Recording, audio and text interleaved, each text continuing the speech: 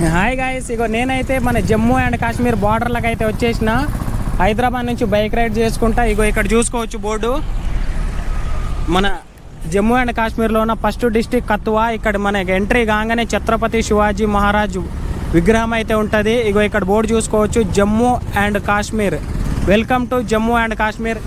ఇగో నేనైతే జమ్మూ అండ్ కాశ్మీర్లోకి అయితే ఇంకాసేపట్లో ఎంటర్ అయితే అయిపోతున్నా. మనం ఇక్కడ నుంచి శ్రీనగర్ అయితే వెళ్ళాలి. శ్రీనగర్ నాకు ఇక్కడ నుంచి ఒక 300 కిలోమీటర్ డిస్టెన్స్ అయితే ఉంది. ఇప్పుడు ఇక్కడ నుంచి శ్రీనగర్ వెళ్తున్నా. ఇక జమ్మూ అండ్ కాశ్మీర్లోకి మనం ఎంటర్ అవుతున్నాం కదా. ఇప్పుడు ఇక్కడ నుంచి మనం అన్ని కొండలు ఎక్కాలి దిగాలి అంతే ఉంటుంది. అన్ని కొండలు ఎక్కి దిగాలి. ఓకే, మనమైతే ఇంకా ఇక్కడ నుంచి స్టార్ట్ అయిపోదాం. ఇగో నేను నిన్న నైట్ అయితే స్టే చేసింది అయితే ఇక్కడే, ఈ అన్న వాళ్ళ దగ్గరనే. ఇగో ఇక్కడ ఉన్నదైతే ఇక్కడే ఉన్నా. ఇక్కడ నుంచి నేను వెళ్తున్నది అయితే శ్రీనగర్. ఇక్కడ నుంచి నాకు ఒక 300 కిలోమీటర్స్ అయితే ఉంది. ఈవినింగ్ కల్లా నేనైతే శ్రీనగర్ రీచ్ అయిపోవాలి. కానీ వాతావరణం అయితే అస్సలు ఏం బాగాలేదు. నిన్న నైట్ మొత్తం ఫుల్ వర్షం వచ్చింది. ఇగో చూడండి వెదర్ మొత్తం ఎట్లుందో.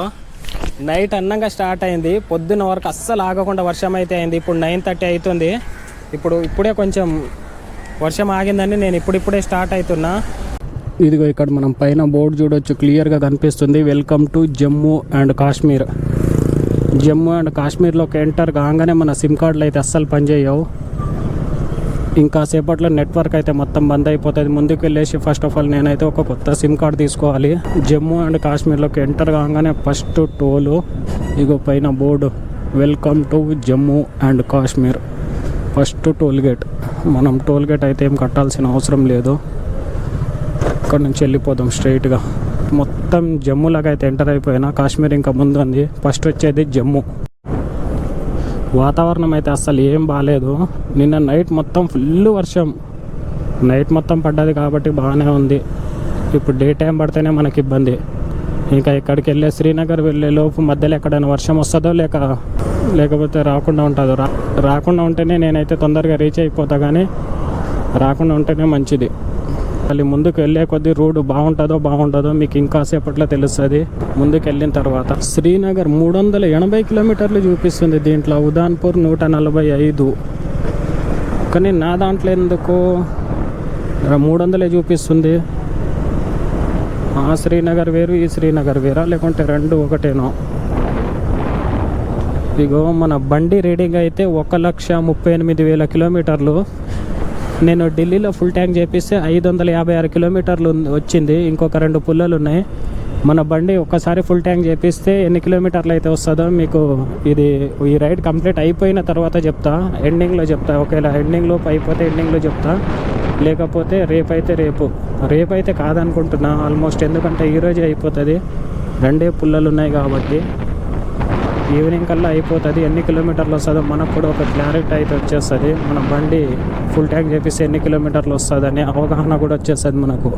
నిన్న నైట్ వచ్చిన వర్షానికి ఏరు చూడండి ఎట్లా పారుతుందో, కింది నుంచి నీళ్లు పోతున్నాయి. అంత క్లారిటీగా కనిపిస్తలేదు అనుకుంటా. నేను ఫ్లేవర్ పైన ఉన్నా, కింది నుంచి పోతున్నాయి. ఇక ఈరోజు మన టిఫిన్ అయితే ఈ సమోసా తినేసి ఒక 3 సమోసాలు తినేసి స్టార్ట్ అవుతాం. ఇగో ఇక్కడే ఈ షాప్ దగ్గర తింటున్నా. ఇగో బండి ఇక్కడ ఆపేసి ఈ షాప్ దగ్గర తింటున్నా. ఇక్కడ తినేసి స్టార్ట్ అవుతాం. సమోసాలు తినేసి స్టార్ట్ అవుతున్నా. ఇక్కడ నుంచి షూరు కొండలు ఎక్కాలి దిగాలి. ఇక ముందు కనిపిస్తున్నాయి కదా మొత్తం పచ్చని కొండలు, ఆ కొండలు ఎక్కాలి దిగాలి. మెయిన్ హైవేల పైనుంచి ఉదాన్పూర్ శ్రీనగర్ వెళ్ళే రూటు మొత్తం అడవిలకైతే వచ్చేసిన. ఈ అడవిలో జంగళ్ళ నుంచి వెళ్తున్నా. మన బండ్ల పెట్రోల్ ఏమో జస్ట్ ఓన్లీ ఒక పాయింట్ మాత్రమే ఉంది. ఈ జంగల్ దాటుతానో లేకుంటే మధ్యలో ఎక్కడైనా ఆగిపోతుందో తెలియదు. చూద్దాం ఎంతవరకు వెళ్తుందో అంతవరకు. నాకు ఇదే రూట్ మొత్తం కొండల మధ్యలో నుంచి 226 కిలోమీటర్లు చూపిస్తుంది శ్రీనగర్కి. అసలు ఇది శ్రీనగర్ వెళ్ళే దారేనా ఏం అర్థమవుతలేదు, అన్ని కొండలే. మన బండ్ల పెట్రోల్ ఏమో ఓన్లీ ఒక పాయింట్ మాత్రమే ఉంది. ఏం కాదులే, అప్పట్లోపు ఏదైనా ఒక ఊరు ఏదో ఒకటి వచ్చేస్తుంది. కానీ ఇక్కడ నుంచి అయితే వెళ్తూనే ఉన్నా. వావ్, ఇంత కిందికి ఉందో లోయ, బాగుంది చూడ్డానికి. కొండలు దిగుతున్నా చూడండి మొత్తం ఎట్లా కనిపిస్తున్నాయో, పచ్చని కొండలు. నేను ఒకసారి వెళ్ళే రూట్ మీకు చూపిస్తా చూడండి, జూమ్ చేసి. ఇక్కడ నుంచి ఇట్లా వెళ్ళేసి ఇగో ఇక్కడ చూడండి,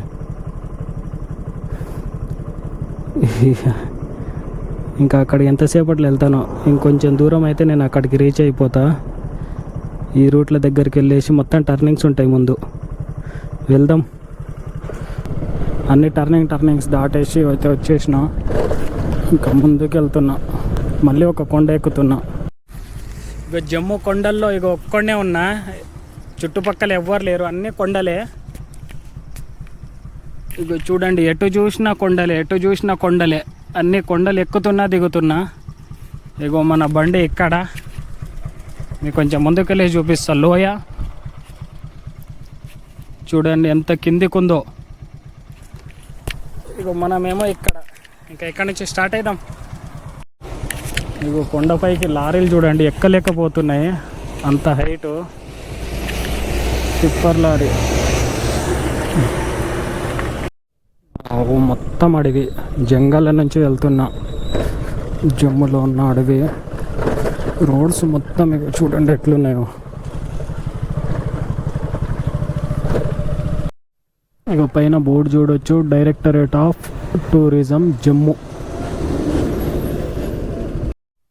జమ్మూలో కొండల మధ్యలో రాగానే ఒకటేసారి పంచర్ అయితే అయిపోయింది బండి. ఎవరిని అడగాలో ఏమో, ఇక్కడ పంచర్ షాప్ దగ్గరలో ఎక్కడుందో ఏమో. ఇక్కడ దగ్గరనే ఉందంట, పంచర్ అయిపోయింది. స్లోగా వెళ్దాం, బండిని నడిపించుకుంటూ తీసుకెళ్తున్నా. మొత్తం అడవే కనిపిస్తుంది, ఇక్కడ ఉందో లేకుంటే లేదో. వెళ్దాం స్లోగా. ఎట్టకెళ్ళకి ఒక పంచర్ షాప్ దగ్గరికి అయితే తీసుకొచ్చిన.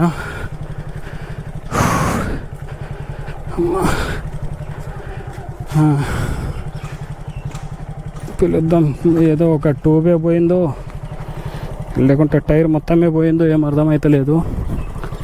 చూద్దాం విప్పిన తర్వాత. గాలి కొడుతుంటే గాలి అసలే ఆగుతలేదు మొత్తం. క్యా హో గయా?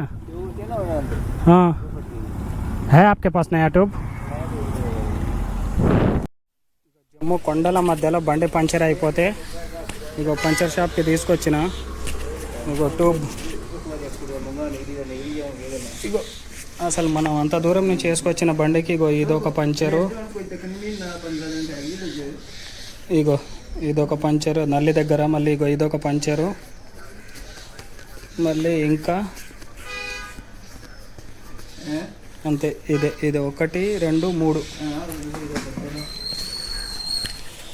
3 పంచర్లు ఉన్న బండి, 3 పంచర్లు ఉన్న ట్యూబ్. అదే ట్యూబ్ వేసుకొని నేనైతే కాశ్మీర్ వరకు అయితే వచ్చేసిన.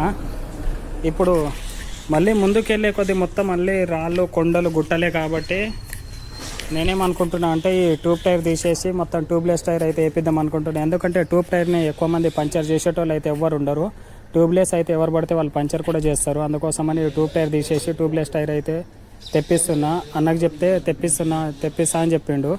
అదే కొత్త ట్యూబ్లెస్ టైర్ వేపిస్తే మనం ఎక్కడ పడితే అక్కడ పంచర్ కూడా అవుతుంది మనకు సింపుల్గా. ట్యూబ్లెస్ టైర్ని సపరేట్గా ఊడబీకాలి, పంచర్ వేయాలి, మళ్ళీ ఫిట్టింగ్ చేయాలంటే అది ఎక్కువ మందికి రాదు. అందుకోసమని నేను కూడా ఇప్పుడు ట్యూబ్లెస్ టైర్ అయితే వేపిస్తున్నా. ఎవరైనా సరే వచ్చేటోళ్ళు ఉంటే ట్యూబ్లెస్ టైర్ వేసుకొని రండి. ట్యూబ్ టైర్ అయితే అంత సేఫ్టీ కాదు. తన దగ్గర ట్యూబ్ రావడానికి లేట్ అవుతుందని ఇగో పాత ట్యూబ్ని, తన దగ్గర ఉన్న ఇంకొక ట్యూబ్, ఇగో యాక్చువల్లీ ఇదేమో మన ట్యూబు, అదేమో తన దగ్గర ఉన్నది. దానికి పంచర్ చేసి అదే ట్యూబ్ అయితే ఎక్కిస్తున్నాడు. ఇప్పుడు ఆ ట్యూబ్ తీసుకొని మనమైతే ఇక్కడ నుంచి వెళ్తున్నాం. ఆ ట్యూబ్ తీసుకొని ట్యూబ్ అయితే ఎక్కిస్తున్నాడు. ఇగో మన ట్యూబ్ ఏమో అక్కడ పక్కన పడేసిండు. ఇప్పుడు ఈ పాత ట్యూబ్ మీదనే మనమైతే ఇక్కడ నుంచి ఒక 10-12 కిలోమీటర్ల తర్వాత ఇంకొక షాప్ ఉందంట, అక్కడికి వెళ్ళేసి ట్యూబ్ అయితే కొత్త ట్యూబ్ వేయించుకో అని చెప్తున్నాడు. మనం అసలు ట్యూబ్లెస్ టైర్ వేపిద్దాం అనుకున్నాం కానీ ఎక్కడి నుంచి అక్కడ రావడానికి కొంచెం టైం పడుతుంది అన్నాడు. అందుకోసమని ఇంకా అదే పాత ట్యూబ్ మీదనే తీసుకొని పోతున్నాం. నేను టైరు ఇంకా ఫిట్టింగ్ అయిపోతే మనం ఎక్కడి నుంచి ఇంకా వెళ్ళవచ్చు. అసలు ఈరోజు నేనైతే అసలు ఎక్కువ దూరమే రాలేదు, జస్ట్ ఒక 70-80 కిలోమీటర్స్ మాత్రమే వచ్చిన ఈరోజు.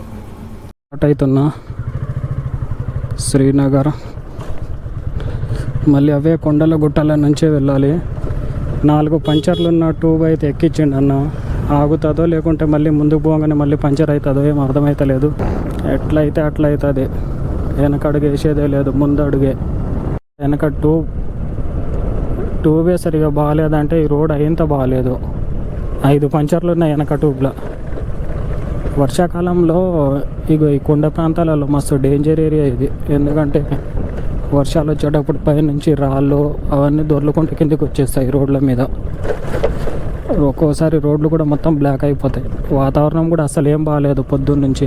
ఎప్పుడు వర్షం వస్తుందో అర్థమవుతలేదు. ఈ రోడ్స్ కూడా ఒకటి బాగాలేవు. ఇట్లున్నాయి. వెళ్తున్నా ఇదే రోడ్లపై నుంచి. ఎట్లయితే ఏమైతే నేనైతే లదాఖ్ రీచ్ అయ్యి చూపిస్తా ఇదే బండి మీద. నేను ఏ ట్యూబ్ తీసుకొని వచ్చినా తెలుసా? ఇగో పంచర్ ఒక్కటి, ఇగో 2, 3, ఇగో 3, 4, 5,